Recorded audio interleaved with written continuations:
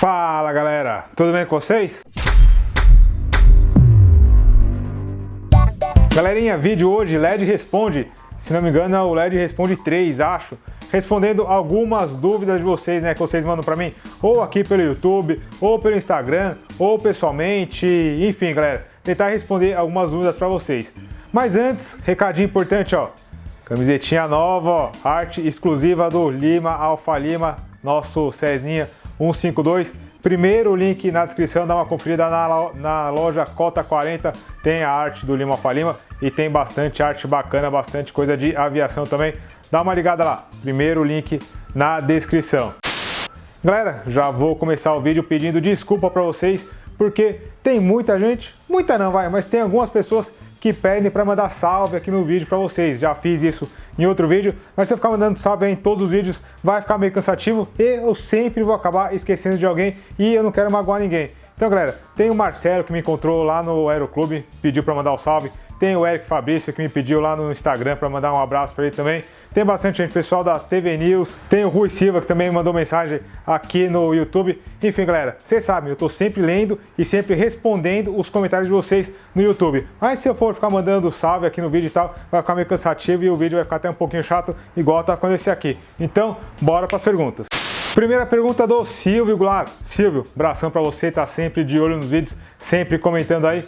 E ele pergunta, LED, em voo visual dentro de corredores ou mesmo navegando abaixo da Transition Altitude, eu seto QNH ou QNE? Silvio, se você está voando abaixo da altitude de transição, você vai voar sempre QNH. Inclusive nos corredores, está lá na IC 33/8, no caso dos corredores aqui de São Paulo, está lá que você tem que voar sempre setado com o QNH do aeródromo mais próximo. Isso você pode conferir através do ATIS, seja o de Marte, seja o de Congonhas, seja o de Guarulhos ou o de Campinas também. Então você vai estar sempre voando abaixo da altitude de transição, sempre QNH.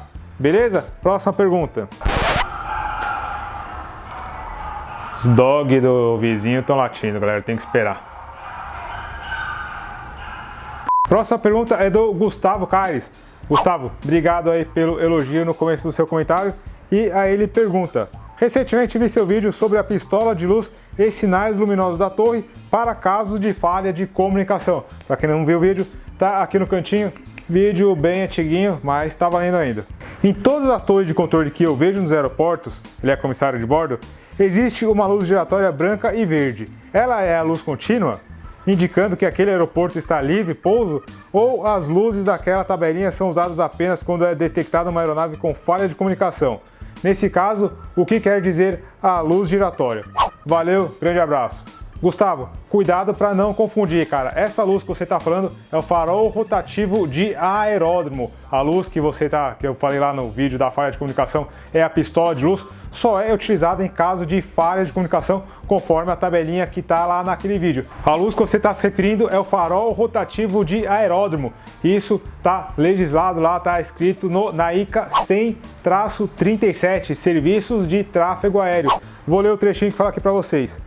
Farol rotativo de aeródromo, quando existente, deverá permanecer ligado entre o pôr e o nascer do sol nos aeródromos com operação contínua. Ou seja, para você saber, talvez você saiba que ali tem um aeródromo, mas para saber se ele tem operação contínua ou não, entre o pôr do sol e o nascer do sol, ou seja, no período noturno, só se o farol estiver ligado.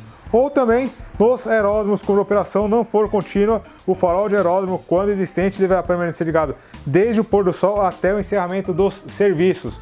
Ou seja, você sabe que é um aeroporto aí que vai fechar a partir das 17 horas, por exemplo, a partir das 17 horas, quando não tem mais operação, não é uma operação contínua, apaga-se o farol de aeródromo.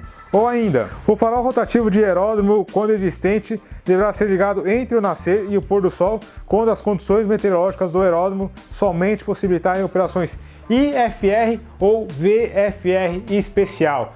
Então, se você está vendo o farol de aeródromo aceso em algum aeroporto aí que você está pousando, saiba que ele está operando IFR ou VFR especial, ou se for entre o período noturno, enquanto o farol estiver aceso, está tendo operação naquele aeródromo. Se o farol já está desligado, é porque já se encerraram as operações noturnas naquele aeródromo. Beleza? Se quiser ler mais, está lá na ICA 100-37, Serviços de Tráfego Aéreo. Próxima pergunta. Os cachorros estão latindo de novo. Ei, Laia!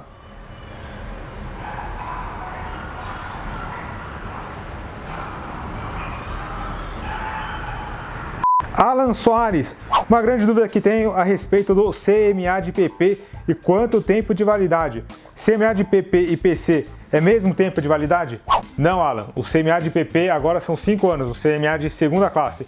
Já o CMA de PC tem a validade de 1 ano, é o CMA de primeira classe. Para quem não sabe, o CMA é o Certificado Médico Aeronáutico, inclusive, mas logo aí vai ter um videozinho bacana falando sobre CMA para vocês. Beleza? Próxima pergunta, se você quiser saber mais, tá lá no RBAC 67, tem tudo sobre CMA lá. Próxima pergunta. Michael Milani. Cara, valeu, obrigado aí pelos comentários sobre o vídeo também.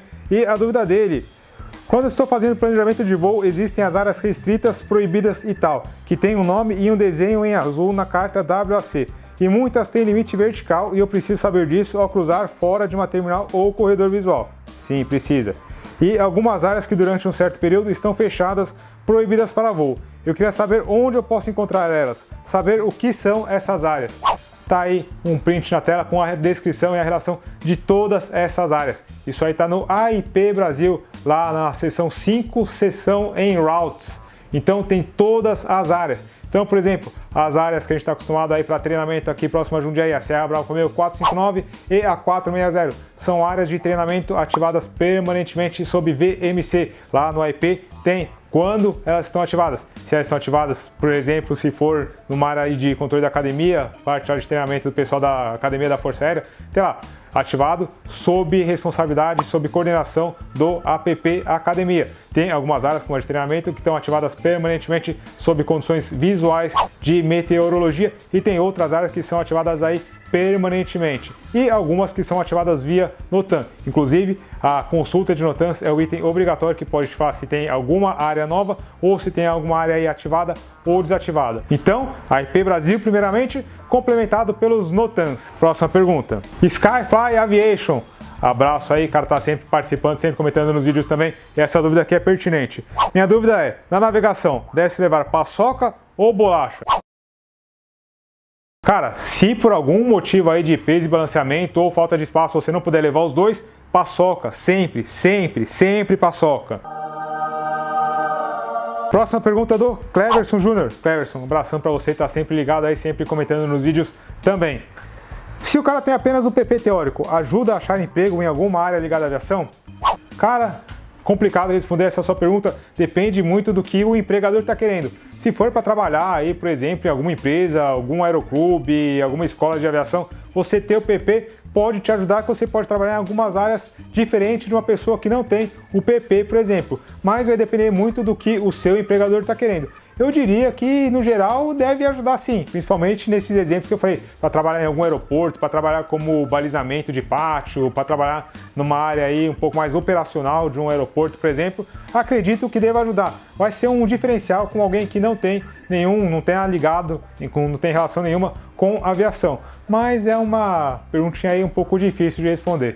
Beleza? Espero que você tenha entendido aí. Próxima pergunta. Próxima pergunta é do Walter. Walter, abração pra você, cara. Já até fizemos um voozinho de incentivo, tava bem bacana. E ele pergunta aqui: bom dia, nobre amigo LED.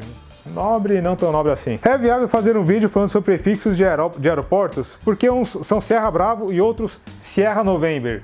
Walter, vale a pena responder a sua dúvida assim, cara. Essas 4 letrinhas aí, o famoso designativo de aeródromo, né? Que é exclusivo para aquele aeródromo, só tem um aeródromo com aquele designativo no mundo, é dado pela ICAO, a Organização Internacional de Aviação Civil. E eles reservaram aqui para a América do Sul a letra S, né? Começando com a letra S. Então, todos os aeródromos homologados aqui no Brasil sempre vão começar com a letra S. Não só no Brasil, né? Em toda a América do Sul. E a segunda letra? A segunda letra, o B, o Bravo, por exemplo, é reservado para os aeródromos que possuem serviço e estação de comunicação. Serviço ou estação de comunicação. Então, Jundiaí, por exemplo, tem uma torre de controle, é Sierra Bravo, Juliette Delta. Bragança Paulista, por exemplo, que não tem uma torre de controle, mas tem uma estação de rádio, Sierra Bravo, Bravo Papá. Então, se você ver um designativo Sierra Bravo, você já sabe que é um aeroporto aqui na América do Sul, e o Bravo aqui no Brasil, que tem estação de comunicação. Já se a segunda letra não for o Bravo, ou seja, se o aeroporto não tiver uma estação de comunicação, é dada uma letra em relação à localização do aeródromo aqui no Brasil. Então, aqui no Sudeste, por exemplo, a gente tem o designativo Delta. Então, se você pegar um Serra Delta Papa Whisky, por exemplo, que é Piracicaba, Serra Delta Charlie Oscar, que é Sorocaba, são aeródromos aqui na América do Sul, do Delta, aqui na região Sudeste, que não possuem estação de telecomunicação. E aí a gente tem o Serra Delta, Alfa Alfa até o Serra Delta Zulu Zulu, indica localidades situadas nos estados de São Paulo e Rio de Janeiro. Na verdade, não é nem do Sudeste, é de São Paulo e Rio de Janeiro. Serra November indica as localidades situadas nos estados do Pará, Maranhão, Piauí, Ceará, Rio Grande do Norte, Paraíba, Pernambuco, Alagoas, Sergipe, Bahia, Espírito Santo, Minas Gerais, Amapá e etc. E aí até tem aqui, ó, Serra indica localidades situadas nos estados do Mato Grosso do Sul, Paraná, Santa Catarina, Rio Grande do Sul. Só aí mais uma curiosidade, estou colocando a tabelinha aí de acordo com o que tem lá no livro de regulamentos. Inclusive agradecer ao Marcos Rick, que me ajudou porque eu tinha perdido essa tabelinha aí. O cara foi super gente boa e cedeu essa tabelinha. Então, Walter, dá para você saber mais ou menos a localização, ou pelo menos o estado, ou mais ou menos a região de um aeródromo baseado na segunda letra. As duas últimas letras do aeródromo são aí para designar de fato o aeródromo. Mas o S lá do comecinho é sempre designado para a América do Sul, o B se tiver uma estação de telecomunicações e o restante que é o designativo daquele aeródromo para complementar.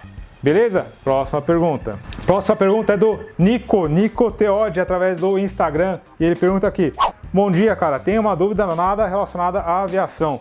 Por que tem vídeos que tu coloca teu nome como Luiz Eduardo e outros Daniel? Nico, abração, obrigado pelas mensagens e vale até aqui colocar no vídeo para fazer um esclarecimento porque muita gente me faz essa pergunta. Para quem não sabe, o meu nome é Luiz Eduardo, por isso que é LED, já é LED há muito tempo, aí desde a época da escola. Já meu sobrenome é Daniel, sim, Daniel como sobrenome, não é nome, Daniel Cardoso dos Santos. E quando eu ingressei no Aeroclube, para quem não sabe, quando a gente entra no Aeroclube e começa a ingressar na aviação, a gente tem que escolher um nome de pista, que geralmente é um sobrenome. E os meus sobrenomes já estavam todos escolhidos, já tinha Cardoso, já tinha Santos e não tinha nenhum Daniel. Então, meu nome de pista no Aeroclube ficou sendo Daniel. Até hoje no Aeroclube eu sou conhecido aí por muitas pessoas como Daniel. E nos começos, lá nos primeiros vídeos, eu colocava meu nome de pista nos vídeos, colocava Daniel. Até que o negócio começou a crescer, o canal começou a crescer e eu preferi deixar LED Santos, que já era o nome do meu canal aqui no YouTube. E como muita gente me conhecia como LED também, acabou ficando LED Santos. Mas na verdade meu nome é Luiz Eduardo, Daniel é meu sobrenome, mas hoje em dia o pessoal já está me conhecendo aí como LED. Beleza? Mas de qualquer coisa que você quiser me chamar, estou respondendo. Marlon Rolim, ele pergunta: LED, parabéns pelo canal, valeu Marlon. Na sua opinião, seria mais interessante um iPad ou um Garmin 796? Ambos como equipamento reserva? Cara, boa pergunta, muita gente me pergunta isso, muita gente se pergunta isso, né? O que seria melhor na hora de investir uma grana aí, pegar um aparelho que seja exclusivo, que seja certificado para uso aeronáutico, ou pegar um iPad, por exemplo, que não é um aparelho aí certificado para o uso aeronáutico. Eu, particularmente, e até respondi para você aqui no YouTube, prefiro um iPad. Por quê? Um iPad é um dispositivo multifuncional, então no iPad você consegue ter aí, ó, os aplicativos de navegação, mas consegue ter também, caso queira, manuais da aeronave, manuais de peso e balanceamento, diversos aplicativos de peso e balanceamento, cálculo de performance, aplicativos que vão te ajudar a consultar METAR, TAF, NOTANS, enfim, isso, claro, respondendo aqui como um dispositivo reserva. Lembrando que se for para uso aeronáutico, se você for depender disso, for homologar esse aparelho, aí tem que ser um aparelho de fato certificado aí para uso aeronáutico, para que não vai te deixar na mão, que já foram feitos os ensaios, os testes, e aí não vai te deixar na mão. No seu caso, como você colocou aqui, uso reserva, eu recomendaria o iPad por conta de ser um aparelho multifuncional. Lembrando que nesse caso, como uso reserva, né, que você colocou aí, nenhum dos dois pode ser utilizado como meio de navegação primário. Meio de navegação primário, somente aquilo que a sua aeronave e você estão homologados a utilizar. Então, se for fazer um voo IFR, um voo RNAV, por exemplo, só aquele GPS, aquele aparelho, ou um voo IFR qualquer, só os instrumentos que estão homologados na sua aeronave. Não adianta nada você levar um receptor VOR na mão ali, ligar ele numa bateria externa e achar que está homologado, porque não foram feitos os ensaios, não foram feitos os testes para te garantir que de fato aquele aparelho está fornecendo uma informação precisa para você. Beleza? Então, nenhum aparelho, não vai meter o iPad lá, plugar numa ventosa, colar no manche e sair fazendo procedimento, porque isso não pode. Beleza, galera? Então é isso, espero que vocês tenham gostado do vídeo, espero que tenha ajudado de alguma maneira e alguma dúvida que você possa vir a ter. Tem algumas outras dúvidas que ainda ficaram de fora, vou dedicar alguns vídeos especiais para elas, mas estão todas anotadas lá. Se você tiver alguma dúvida, quiser que eu responda aqui em vídeo ou que eu responda particularmente para vocês, deixa nos comentários aí embaixo, me chama no Instagram e tal. Enfim, coloca a hashtag LedResponde e tal. Tô sempre lendo e sempre respondendo os comentários de vocês. Beleza? Esse vídeo aqui, se gostaram, já sabe, larga aquele joinha bacana. Se não são inscritos, se inscrevam no canal, ativa o sininho e, enfim, galera, vocês sabem melhor do que eu o que tem que fazer. Beleza? Valeu, galera. Até mais.